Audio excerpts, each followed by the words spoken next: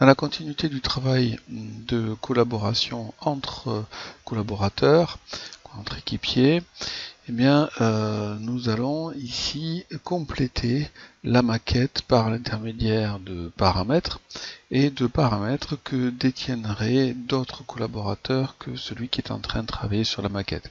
N'oublions pas que l'aspect du BIM, c'est aussi la modélisation des données du bâtiment. Donc, une réalisation d'une maquette en 3D ne suffit pas à être simplement du BIM.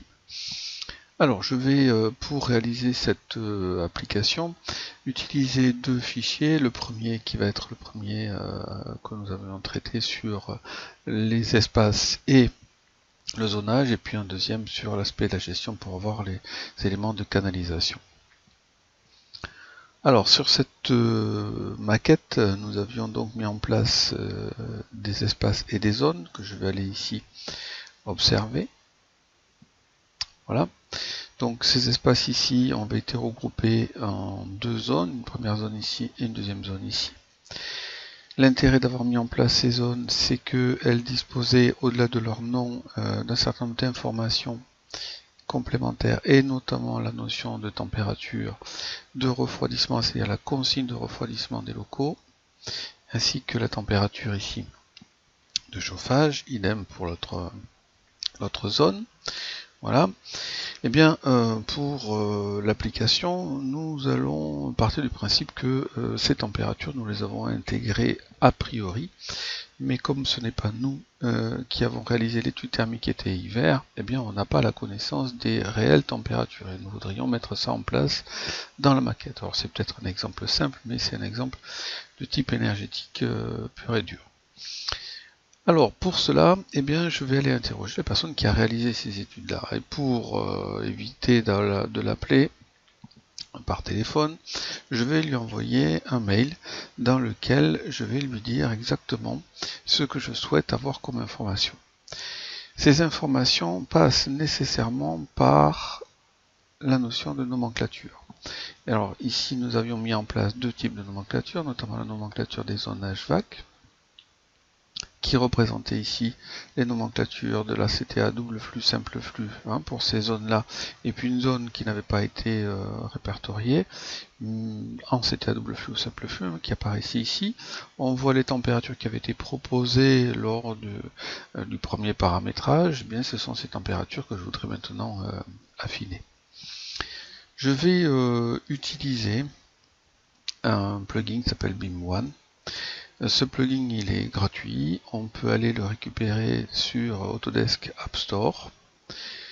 Lorsque je vais ici sur Autodesk App Store, en me connectant évidemment sur mon compte, ici je vais me retrouver avec des plugins liés notamment ici à Revit, qui sont pour certains gratuits, pour d'autres qui sont payants. Je vais chercher ici BIM One. Alors si je fais cette opération, c'est que je sais pertinemment que je vais ne pas le trouver, tout simplement parce qu'il s'appelle autrement, il va s'appeler Import-Export Excel. Voilà. Alors il y en a d'autres, mais celui-là est relativement intéressant à télécharger, et ici à installer. Une fois installé, il s'affiche dans la barre de menu, où vous avez ici surtout cette icône-là qui va nous intéresser pour faire de l'import-export. En effet, BIM One va en fait récupérer une nomenclature, l'envoyer sous un format Excel dans un fichier. Ce fichier, on va l'envoyer à un collaborateur, il va le renseigner et il va nous le renvoyer. Nous n'aurons plus qu'à faire l'import pour avoir les modifications. Alors par contre, comme c'est un élément import-export qui doit être le plus simple possible, je vais régler les nomenclatures avec ici le tri regroupement beaucoup plus simple, où je ne vais mettre aucun tri regroupement pour avoir uniquement les trois lignes ici. Alors cette ligne là je ne vais pas pouvoir l'enlever moi de suite, donc je vais mettre uniquement ces trois lignes là. Alors je vais exporter directement ce fichier. De suite il trouve les deux nomenclatures qui sont dans mon projet. Je vais récupérer la nomenclature jaune HVAC. Je vais lui dire exactement où je voudrais mettre en place ce fichier. Je vais le mettre dans le BIM niveau 3 par exemple. Sélectionner le dossier et je vais faire export. Voilà, il me dit qu'il a exporté avec succès. Je vais me rendre compte rapidement de ce que c'est. Donc c'est ici. En ouvrant ce fichier, je vais observer les indications qu'il a rapatriées. Alors il a rapatrié les deux zones. Il a rapatrié la zone qui n'avait pas été récupérée. Par contre, on voit ici que là, c'est plutôt curieux comme affichage, mais si vous regardez bien, en fait, c'est un problème uniquement d'affichage. Alors, je vais régler ça de suite. Je sélectionne format cellule. Je vais non pas personnaliser, parce que vous voyez qu'il a rajouté 273,15 et il a logé 21, 20, 21 dedans. Je vais revenir sur quelque chose de standard. Voilà ce que Revit a récupéré, ce que le BIM1 a récupéré comme information. Alors ce fichier, je l'envoie à mon collaborateur. Le collaborateur me dit non, ici, cette zone-là, elle n'est pas chauffée. Je vais la laisser à 15 degrés. La zone de la double flux, elle va être chauffée à 21 degrés, ce sont les bureaux. Et la CTA simple flux, elle va être chauffée à 20 degrés. Voilà.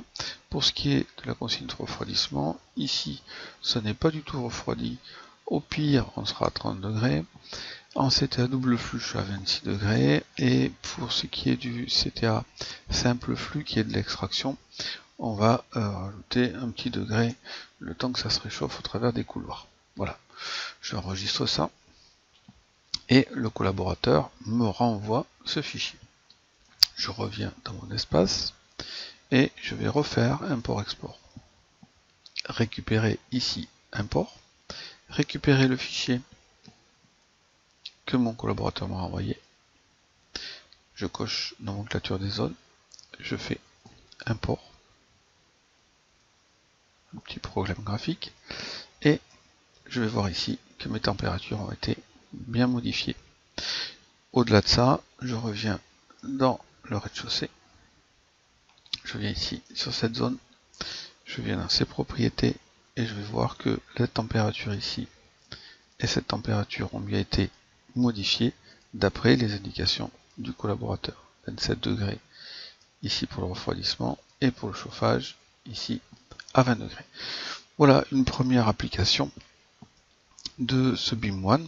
On va en voir une deuxième tout de suite après par le jeu de l'intégration de nouveaux paramètres qui vont permettre de renseigner des nomenclatures, notamment la notion de prix.